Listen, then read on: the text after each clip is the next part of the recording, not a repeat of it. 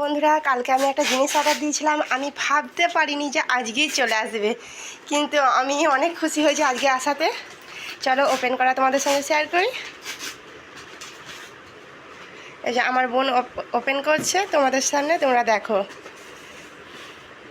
হ্যাঁ, যে মেসেজ এসছে, আমি তো মেসেজটা খেয়াল করিনি যে মেসেজ এসছে। আমি ভাবছি কালকে অর্ডার করলাম, আজকে চলে আসবে কী করে?